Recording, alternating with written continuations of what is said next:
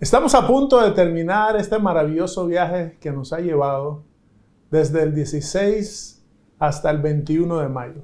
Nos hemos gozado a través de las páginas de este libro y a estas alturas deberíamos estar completamente seguros de varias cosas. Número 1, Dios nos ama con un amor eterno e inefable.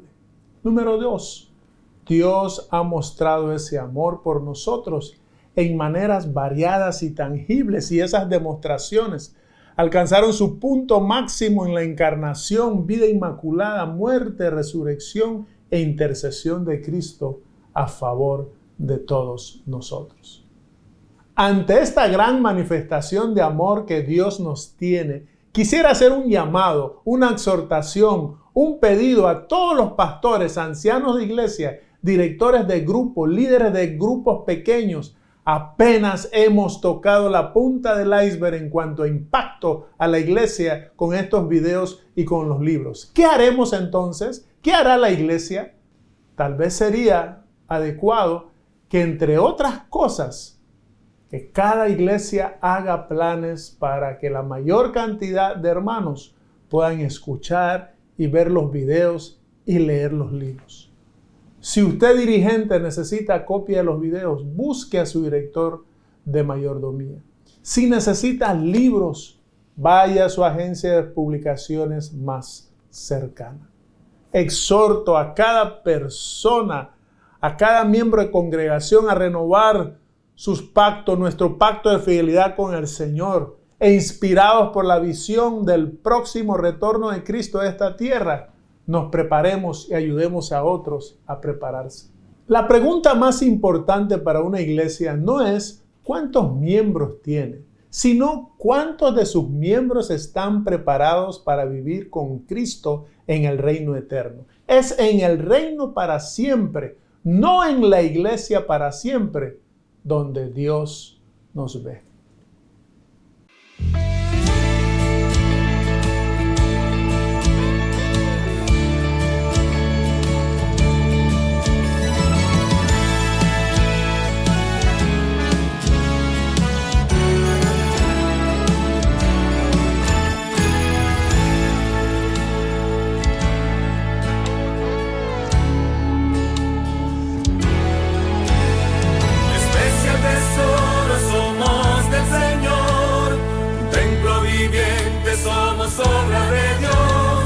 El hombre nos mira con poco interés, es que no nos mira como Él nos ve.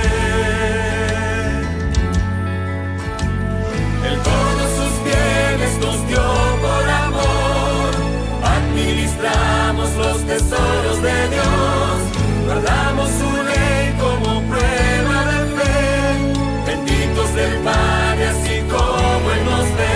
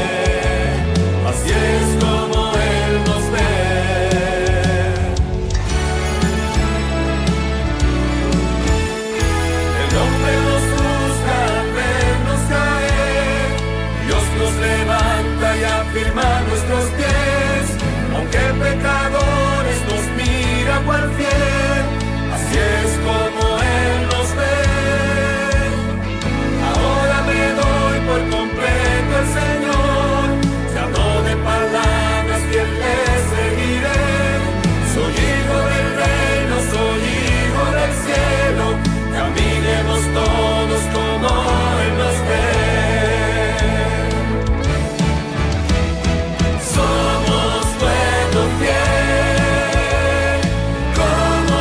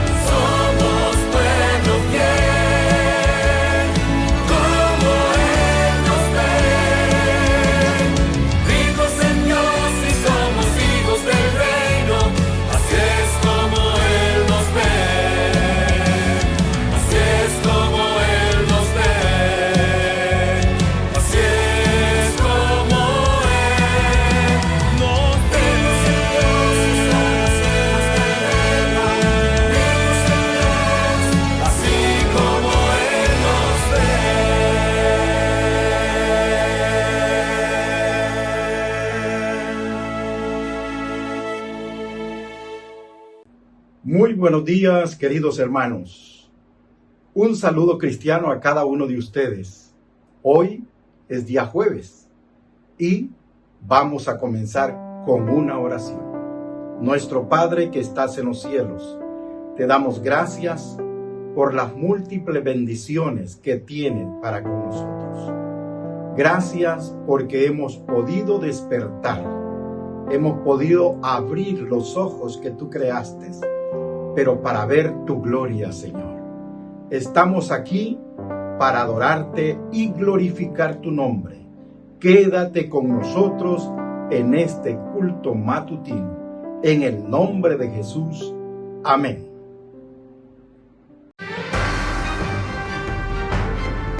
¿Cómo ve Dios a los seres humanos? ¿Cómo espera el Señor que tratemos a nuestros semejantes? El Departamento de Mayordomía de la Unión Panameña presenta el programa Como Él nos ve. Una mirada al lado humano de la Iglesia. Un programa donde verás el gran valor que Dios atribuye a cada persona, el trato digno y respetuoso que merece cada ser humano. Como Dios nos ve. Y ya con nosotros nuestros anfitriones, los pastores Roberto Herrera y Vladimir Polanco, con el tema Así mismo se dieron. Bienvenidos a una nueva entrega del estudio del libro Como Él nos ve. Hoy daremos inicio al estudio del capítulo 9, titulado Así mismos se dieron. Vamos a inclinar el rostro y tener una palabra de oración. Padre Celestial, una vez más tenemos la oportunidad de tener este encuentro especial con nuestros oyentes, con nuestros lectores, con los amigos y hermanos que nos siguen a través de las plataformas tecnológicas. Queremos pedirte que tu dirección, tu bendición esté con nosotros y que el centro de este capítulo pueda convertirse en una realidad práctica en la vida de cada uno de nosotros. En el nombre de Jesús te lo pedimos. Amén. Amén. Pastor Herrera, hay una declaración que aparece en el Deseado de todas las gentes, página 286, capítulo 32, que me gustaría introducir el programa de hoy leyéndola. Nuestra gran necesidad es lo único que nos da derecho a la misericordia de Dios. ¿Puedes repetir eso y grabarlo en tu mente? Nuestra gran necesidad es lo único que nos da derecho a la misericordia de Dios. Pastor Roberto, ¿cómo entendemos esto? Lo que ese texto en esencia nos está diciendo es que el trato que Dios nos da está basado en una actitud de gracia que Dios extiende a favor de nosotros. Que no hay nada en nosotros que nos recomiende delante de Dios o que obligue a Dios a bendecirnos de esta o de aquella manera. Dios simplemente se da a nosotros. Y lo hace porque Él es así. Y porque Él sabe que si no lo hace, nosotros no tenemos otra opción. Ahora, el capítulo que estamos viendo, se dieron a sí mismos, me gusta, desde el título me gusta, pastor, porque en el contexto de lo que estamos estudiando, cómo Dios nos ve a nosotros, de inmediato me queda claro que Dios nos ve a nosotros como personas que tienen el potencial de ser generosos. Al parecer Dios no tiene la idea de que nosotros tenemos que obligatoriamente vivir de una forma egoísta o dominado por una actitud de egoísmo. Evidentemente Dios cree que nosotros, sus hijos, por asociación con Él, pudiéramos imitar la actitud que Él tiene de generosidad, de gracia y replicarla en este mundo. Y eso habla mucho de la confianza que Dios tiene en nosotros. Y por eso en la Biblia es muy importante el tema de el modelaje de Cristo para nosotros, en el sentido de que Cristo es el ejemplo máximo para todo el que quiere agradar a Dios en todas las cosas.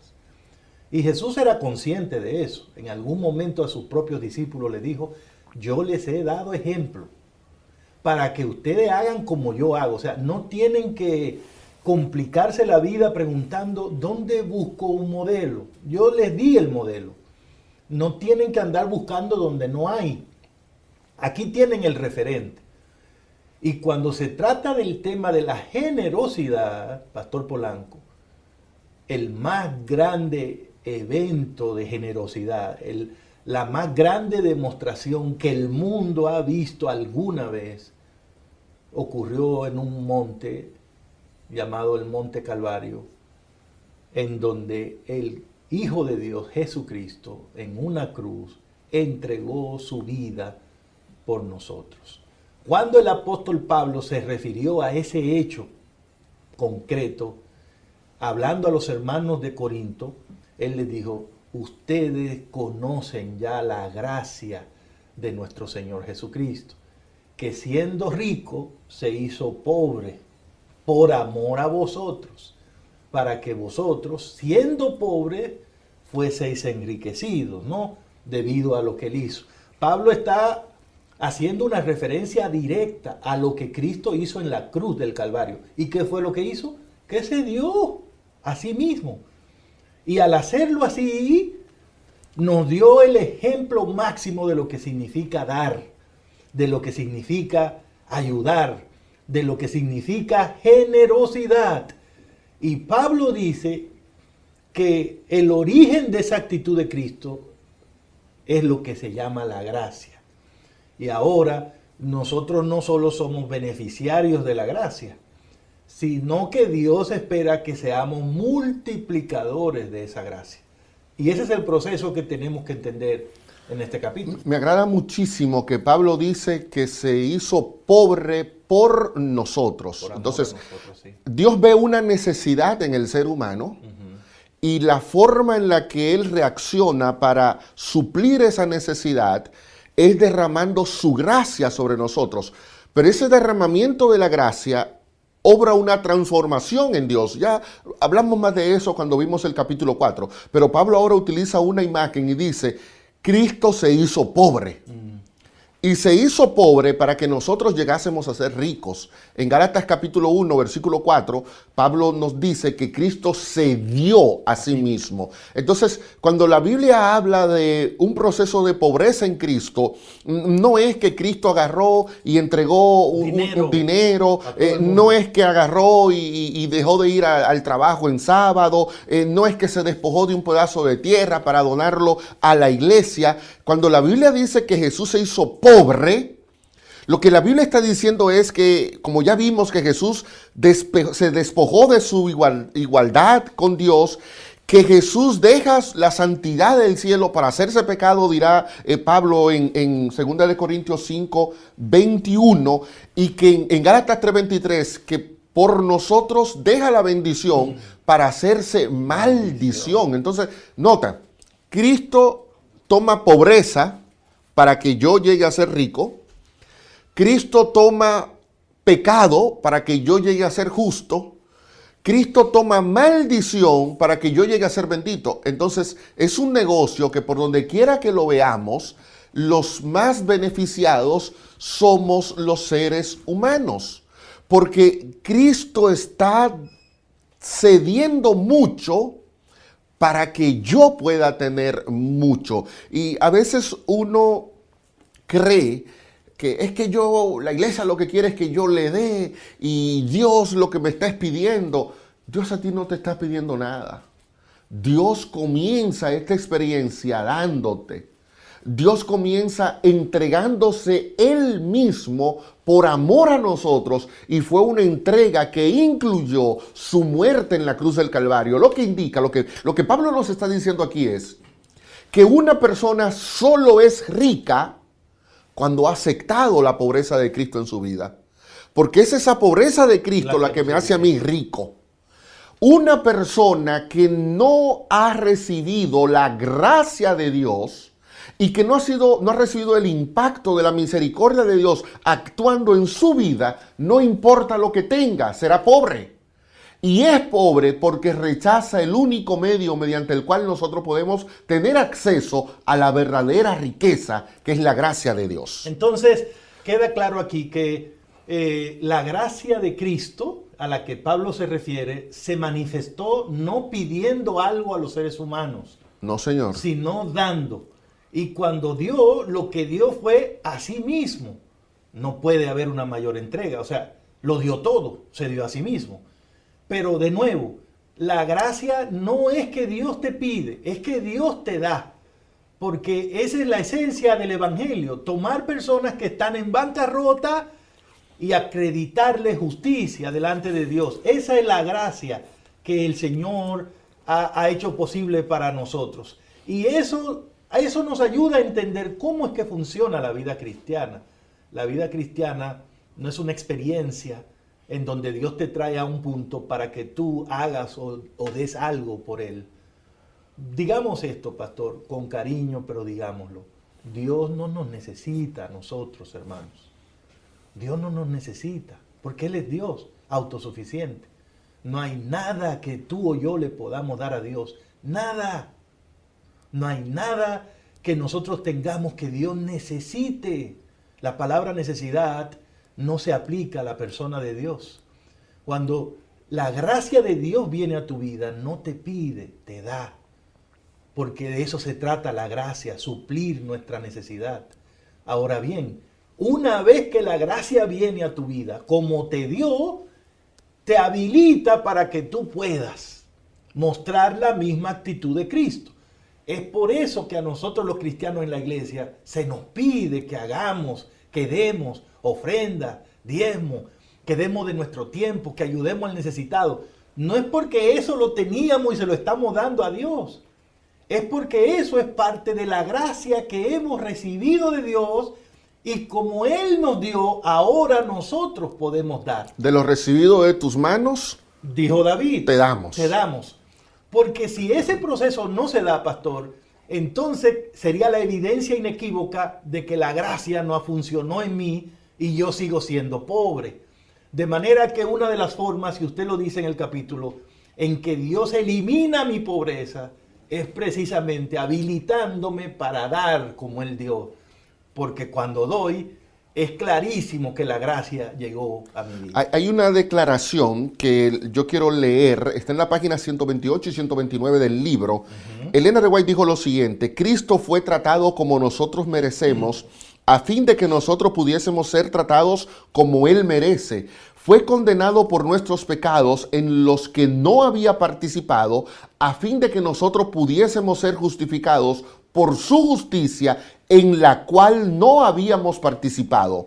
Él sufrió nuestra muerte a fin de que pudiésemos recibir la vida suya. Y a mí me agrada muchísimo leer esto. Él recibió lo que no merecía, para que yo reciba lo que no merezco. Él recibió muerte para que yo reciba vida. Él fue condenado a morir en una cruz como pecador para que yo fuera declarado justo. Entonces, Dios lo que me está dando a mí es lo que yo no merezco. Yo merecía muerte, me da vida. Yo merecía destrucción, me da salvación. Yo merecía condenación, me da justificación. Entonces, lo que Dios me está dando a mí es algo que yo nunca podré alcanzar ni por mi trabajo, ni por mi dinero, ni por mis estudios, porque son cosas que están fuera de la posibilidad humana. Entonces, en este proceso que se llama vida cristiana, cuando yo entro a ella, miren, yo entro con un canasto grandísimo para recibir vacío todo lo que Dios me va a dar. Claro. Entonces, la vida cristiana comienza con un Dios que da, que da lo que yo no puedo conseguir y que se dio incluso a sí mismo.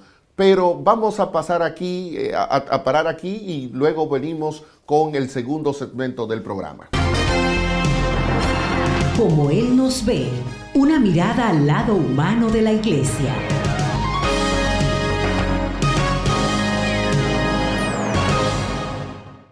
Continuamos con el estudio del capítulo 9 del libro Como Él nos ve. Pastor Herrera, hace un momento usted decía que una de las formas en la que Dios fomenta la experiencia cristiana en nosotros es preparándonos para dar. Es como si ahora Dios nos enseñó a dar, pero nos enseñó Él dándonos. Me gustaría que usted elaborara más ese concepto. ¿Cómo dar forma parte de ese proceso de experiencia religiosa? Usted estaba trabajando una imagen hace un ratito de que cuando nosotros llegamos a Cristo, todos llegamos en bancarrota, con un canasto grande, pero vacío. Entonces, ¿qué es lo primero que Dios hace? Habilita nuestra vida. Y uno debe preguntarse, ¿y para qué Dios me da tanto? ¿Para qué perdón? ¿Para qué bendición? ¿Para qué justificación? Todo eso debe tener un propósito. Entonces, en el caso de nosotros, Dios espera que la gracia que hemos recibido nos habilite para compartir de esa misma gracia con otros. Y en el capítulo que estamos usando de base para el estudio, 2 Corintios capítulo 8, esa relación se ve clarísima. Porque el apóstol Pablo comienza a elaborar el tema de la gracia de Cristo. Pero todo lo que está de base a la discusión es una ofrenda que el apóstol Pablo está recogiendo entre las iglesias a las cuales ministraba para llevarla a los hermanos necesitados que estaban en Jerusalén. Interesante, y usted lo reconoce, casi nunca destacamos esa parte del ministerio de Pablo. Nos gusta hablar de sus cartas, de su teología, de sus viajes misioneros, de sus grandes expresiones de justificación por la fe. Pero cualquiera que lea, que estudie la vida de Pablo, va a ver que era un pastor muy pendiente del tema de la generosidad, de las ofrendas y de ayudar a los que estaban en necesidad. Era un pastor que de hecho con eso le estaba dando fiel cumplimiento a lo que le pidieron los principales dirigentes de la época, Pedro, Juan, Jacobo, en una reunión que tuvieron en Jerusalén, les dijeron, no se olviden de los pobres. Y Pablo siempre tuvo eso dentro de su ministerio. Era un hombre enfocado en que si tú fuiste bendecido, debe ser de bendición para otro. Entonces, para Pablo no hay tal cosa como decir, yo tengo la gracia de Cristo y que esa gracia no fluya hacia otro. Para Pablo, ¿usted conoce la gracia de Cristo? Pues entonces, muéstrela. Muéstrela exactamente como la mostró Cristo. Y por eso Pablo hizo un llamado a las iglesias de Corinto, de Acacia, de Macedonia, para que se unieran en ese proceso de compartir de lo que Dios le había dado con aquellos que más necesitaban. Es interesante porque en trasponer el ejemplo de Cristo como un Dios que se entrega por nosotros, Pablo entonces pasa a poner el ejemplo de los creyentes de Macedonia y pone el ejemplo de los creyentes de Macedonia en paralelismo con lo que hizo Cristo. Cristo se entrega. Entonces le dice Pablo ahora, pero estos creyentes de Macedonia y de otros lugares también están entregando. ¿Pero qué estaban entregando? Estaban entregando una ofrenda. Noten cómo hay una relación directa entre la gracia de Dios, que es un don espiritual, y una ofrenda de dinero, que es un recurso tangible, material, lo que indica, y de hecho Pablo va a llamar a la misma ofrenda, la va a llamar un acto de gracia, lo que indica que para Pablo la gracia espiritual de Dios se relaciona con la manera en la que nosotros manejamos lo material. Yo no puedo decir que tengo la gracia de Dios en mi vida, pero que lo material lo manejo a mi antojo. Yo no puedo decir que acepto la gracia de Cristo, pero que con mi dinero y con mis posesiones Dios no puede opinar. Si Dios es tu Dios, Dios tiene que estar al tanto y al control de todas las manifestaciones que ocurran en tu vida, incluyendo la manera en la que tú manejas tus recursos. Y entonces, lo que Pablo quiere presentarnos a nosotros aquí es que así como Dios ofrendó a Cristo por nuestra salvación, nosotros tenemos un deber espiritual de ofrendar para que la obra de la iglesia pueda continuar en otros territorios. Y Pablo menciona, pastor, algunas características que él considera que debe tener una ofrenda que uno va a dar a Dios. Yo voy a mencionar dos de esas características y luego quiero que usted me ayude con algunas más. Pablo dice, cuando comenta sobre la ofrenda en 1 Corintios 16:1, que esa ofrenda debe ser o estar en armonía con la prosperidad que Dios me ha dado. ¿Qué significa eso? Que Dios no nos dice a nosotros, como un acto de gracia, tú tienes que devolver el 10% de la ofrenda, de tu salario, el 15% de tu salario, el 20% de tu salario. Dios no le pone una cantidad a la ofrenda. Lo que Dios dice es que la ofrenda debe ser conforme a la bendición, a la prosperidad que Él te ha dado. ¿Qué significa eso? Que si Dios a mí me dio 100, Él espera una ofrenda que esté en proporción a los 100 que Él me dio. Pero si Dios me da a mí 1,000,000, Él espera que esa ofrenda esté en proporción a la prosperidad que Él me dio, que fue de 1,000,000.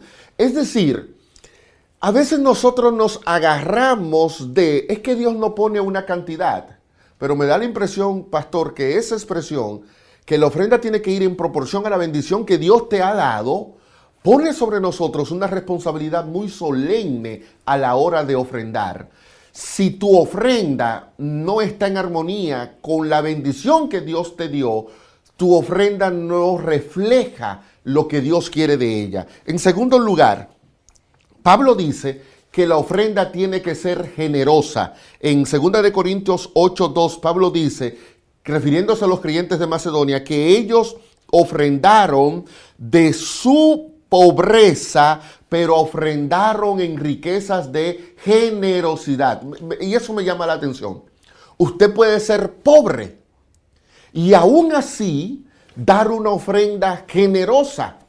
Y usted puede ser rico y aún así dar una ofrenda que no sea generosa. Así que dos elementos claves a la hora de dar una ofrenda a Dios: generosidad y proporcionalidad a la bendición que hemos recibido. Es una pena que a veces nosotros vemos estos temas como el acto de ofrendar de manera con un lente muy religioso, ¿no? Me refiero al hecho de que hay personas que entienden que hay que ofrendar porque son miembros de la iglesia y en realidad no tiene sentido dar una ofrenda a la iglesia. O sea, bíblicamente hablando no vemos eso. Aunque la entregamos en la iglesia, la ofrenda se ofrece a Dios. Y en ese sentido es un acto de adoración, es un acto espiritual. Y más allá, como dice Pablo, un acto de gracia.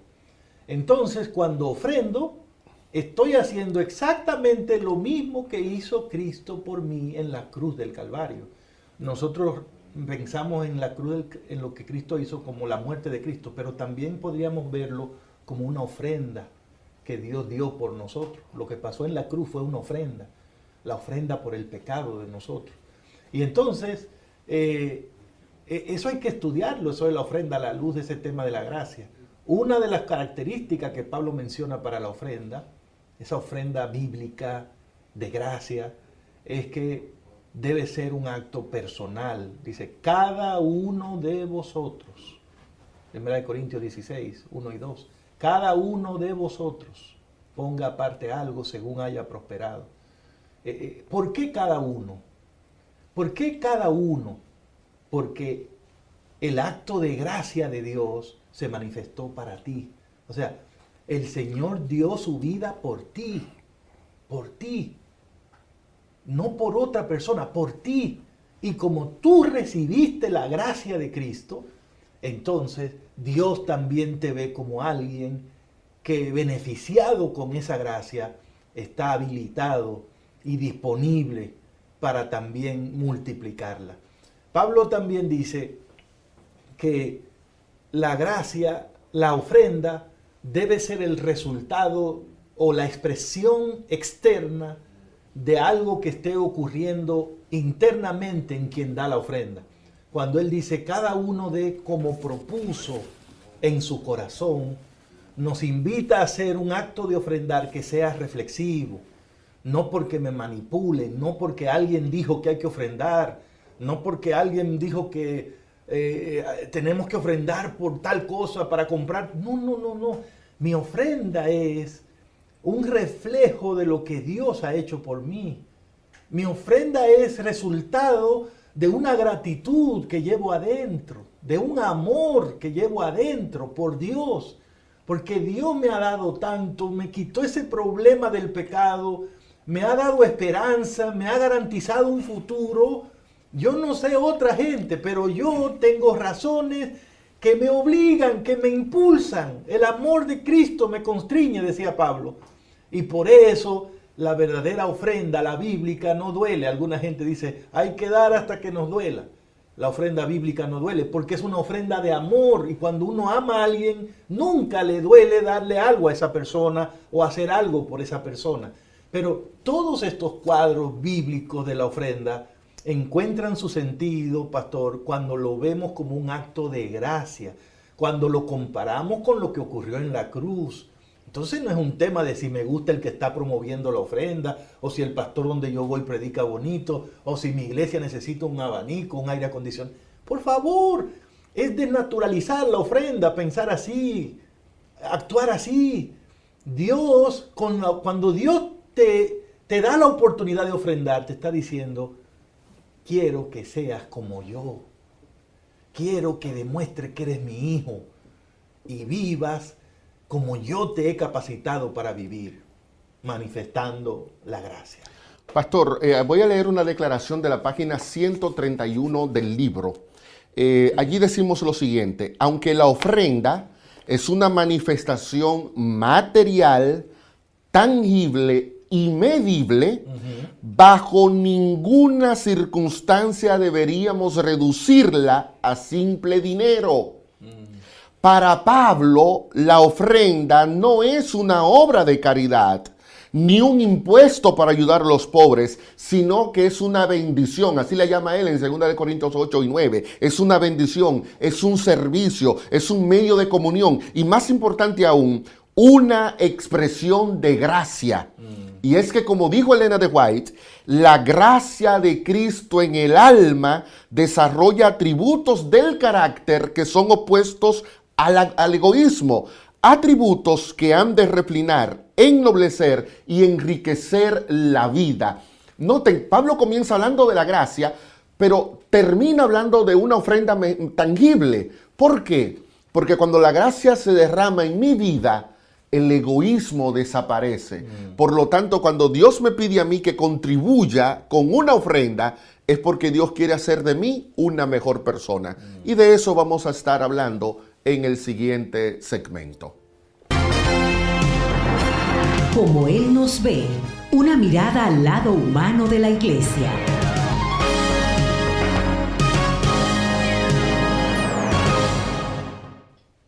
Gracias por continuar con nosotros. Seguimos estudiando el capítulo 9 de Como Él nos ve, así mismos se dieron. A estas alturas quizás usted se pregunte, ¿y qué tiene que ver el tema de la ofrenda con lo que yo soy, con la manera en la que Dios me ve? Yo creo que tiene muchísimo más de lo que nosotros nos imaginamos, porque la ofrenda precisamente es una revelación de lo que yo soy. ¿Por qué encontramos que en 2 Corintios 8 Pablo habla de la entrega que hace Cristo? En Gálatas dice que se entregó a sí mismo por cada uno de nosotros. Pablo dice en Romanos 8 que Dios no escatimó dar a su Hijo, y al darnos a su Hijo nos dará todas las cosas. Y el texto más famoso de toda la Biblia dice que de tal manera amó Dios al mundo que ha dado a su Hijo unigénito. O sea, Dios revela lo que Él es dando. Y cuando a Dios le pidieron una ofrenda, Dios dijo, voy a dar lo mejor que tengo, y lo mejor que tengo es mi Hijo. Pero ¿por qué Dios entrega un regalo de esa naturaleza? Porque ese acto revela lo que Dios es. Revela que no es egoísta, revela que es misericordioso, revela que no hay en él ningún vestigio de un ser que lo quiere todo para sí mismo. Tú más bien revela un Dios que encuentra la esencia de su ser en darnos y darnos siempre lo mejor. Pues cuando Dios coloca la ofrenda como parte de las disciplinas espirituales, es porque esa disciplina tiene un impacto directo en nuestro crecimiento espiritual, porque por medio de ese acto, Dios quiere que nosotros evidenciemos quiénes somos nosotros. Y miren este detalle. Cuando Pablo menciona el caso de los hermanos de Corintios, Pastor Roberto, Pablo no solamente dice que ellos dieron una ofrenda, sino que en 2 de Corintios 8:5 Pablo dice, ellos se dieron a sí mismos. Los de Macedonia. Los de Macedonia, los hermanos, se dieron a sí mismos. Entonces, la ofrenda se manifiesta en algo que yo doy, pero hay algo que todavía va más allá. La ofrenda soy yo, Pastor Roberto. Amén. Y hay que decir, ¿no? Ustedes pueden ir a 2 de Corintios 8, 9 y leer todo el contexto de la situación que Pablo presenta allí, pero algunos hechos son evidentes. La iglesia de Corinto era financieramente mucho más poderosa que la de Macedonia.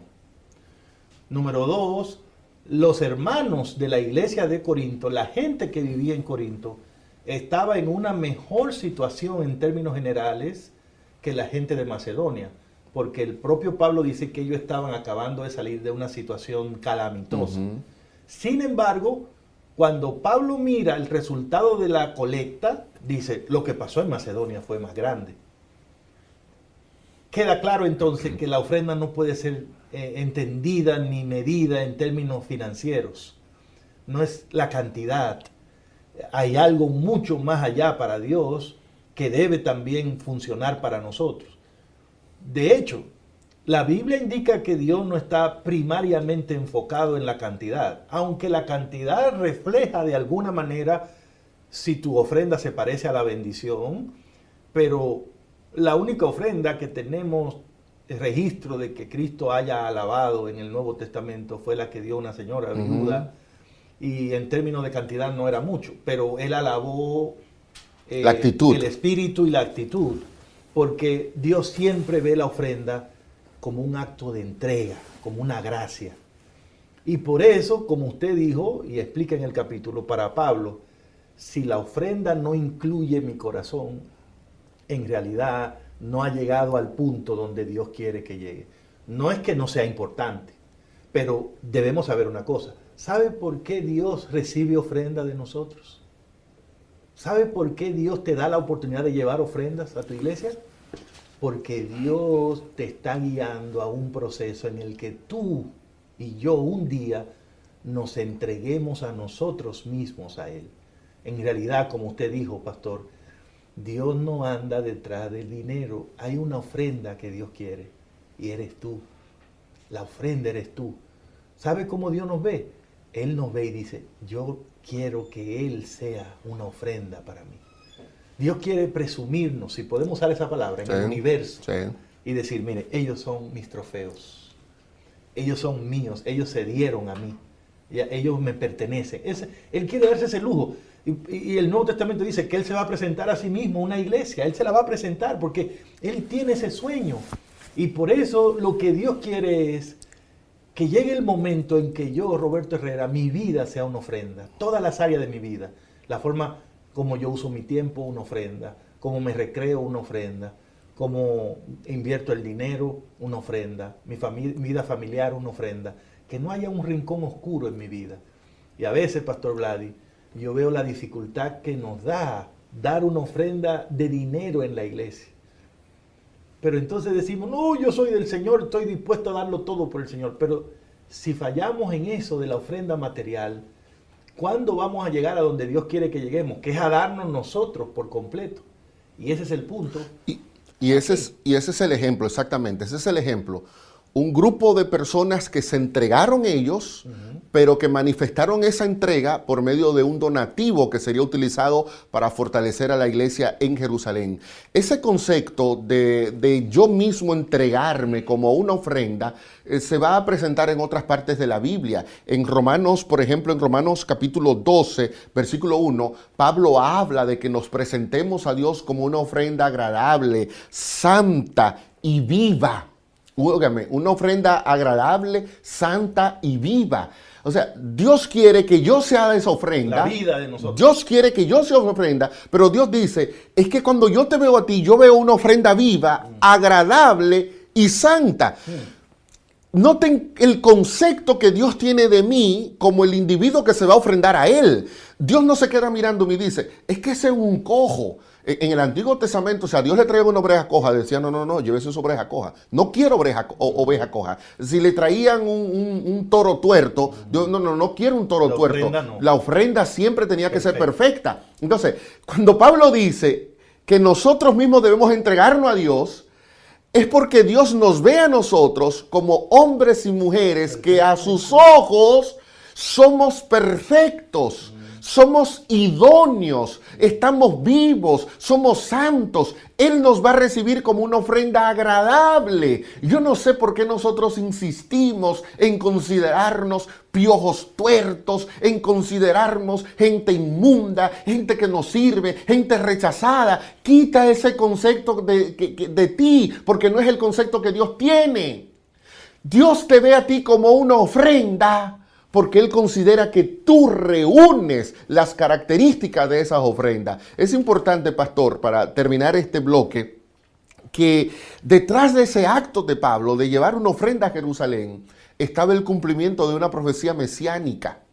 Porque Pablo había visto su ministerio como una extensión del ministerio de Cristo y una extensión del ministerio profético que había anunciado Isaías. Isaías había dicho en el capítulo 66 de su libro que llegaría el momento en donde los gentiles serían una ofrenda para Dios y que esa ofrenda se entregaría en Jerusalén. Tú notas que Pablo va a mencionar en 2 Corintios 8 y 9 que no solamente irá él a llevar la ofrenda, sino que va una comitiva. Y cuando vemos en el libro de Hechos, capítulo 20 y 21, el momento en el que Pablo llega, tras haber recaudado esas donaciones en otras iglesias del imperio, Pablo llega con una comitiva de gentiles a Jerusalén. Es como si Pablo le quisiera decir a la gente, miren el resultado del trabajo que hemos estado haciendo. Miren la ofrenda que le traemos a Dios. Y cuando ellos se quedan mirando, se ven que es un grupo de hombres y mujeres que vienen junto con Pablo a traer el donativo material, pero Pablo los presenta a ellos en cumplimiento de lo que había dicho Isaías. He aquí la ofrenda. Qué maravilloso sería que llegue ese momento, y puede ser ahora, donde Dios nos mire y mire al universo y diga, he aquí mi ofrenda, esos hombres y mujeres que dieron su vida por mí y ahora yo los recibo como un sacrificio vivo, santo y agradable. Eso es lo que Dios quiere de cada uno de nosotros. Venimos con la conclusión del programa. Como Él nos ve, una mirada al lado humano de la iglesia.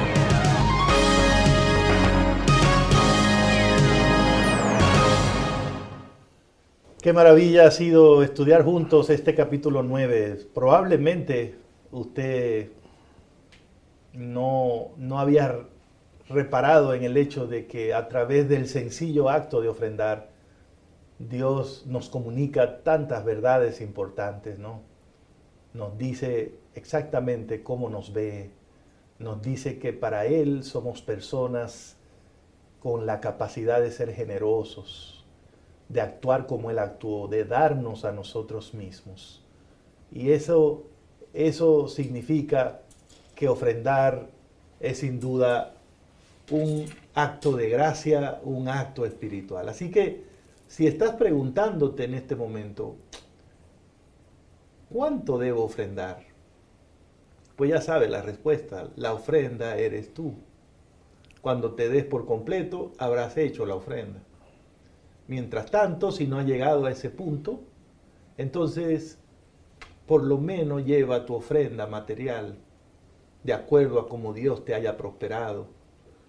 Establece un porcentaje para esa ofrenda y gózate de que la gracia que te alcanzó a ti en Cristo, a través de tu ofrenda en la iglesia, pueda hacer posible que esa gracia siga llegando a muchos otros. Estoy contento de que a nosotros Dios nos incluyó en ese círculo de bendición, en ese círculo virtuoso de gracia. Él vino del cielo, activó la gracia en la cruz, nos dio esa gracia a nosotros y ahora a través de nosotros la está multiplicando en todo el mundo. ¿Cómo no voy a ofrendar si yo vivo por la ofrenda que dio Dios? ¿Cómo no voy a ofrendar si he sido bendecido por Dios? No ofrendar sería lo mismo que decir, yo no he recibido nada de parte de Dios. Y no es cierto, porque como dice Pablo, todos nosotros conocemos la gracia de Cristo, que por amor a nosotros se hizo pobre, para que nosotros seamos ricos en Él. Hay una cosa en la que todos nosotros somos ricos, y es en Cristo Jesús. Ojalá que esa gracia se vea palpablemente, sistemáticamente, generosamente, voluntariamente, en ofrendas de amor que podamos presentar a nuestro Dios. Me gustaría concluir leyendo un par de declaraciones de la página 135 del libro, Como Él nos ve. Un día, cuando el platillo cósmico se detuvo delante del Padre, Él dio la más grande ofrenda, la vida de su Hijo. Y así como Cristo se entregó por completo, Dios espera lo mismo de cada uno de nosotros. El cielo lo dio todo por la humanidad y ahora tú y yo debemos darlo todo por el cielo. Amén. No porque estemos obligados a hacerlo, sino porque Dios se hizo pobre para que nosotros fuésemos ricos, porque Dios se entregó a nosotros para que ahora nosotros nos entreguemos a Él. Es cierto que como sociedad estamos constantemente glorificando la codicia, pero la gracia de Cristo es el antídoto contra la codicia. La gracia de Cristo radicó en darse a sí mismo. La gracia que actúa en nosotros también nos llevará a darnos a nosotros mismos, porque para Él nuestra vida es la más preciosa ofrenda. Así Dios te ve, como su ofrenda más valiosa en este mundo. Que Dios te bendiga y nos vemos en una próxima entrega de Como Él nos ve. Damos gloria a Dios por los mensajes que todas estas mañanas Él ha estado trayendo para cada uno de nosotros a través de sus siervos. Queremos invitarle para que así como recibimos el pan espiritual esta mañana, también nos conectemos a partir de las 7 de la noche y poder seguir disfrutando de la voluntad de Dios para todos nosotros. Así que le invito allí donde está a que incline su rostro para terminar con una oración. Agradecemos, Padre Celestial, tu misericordia.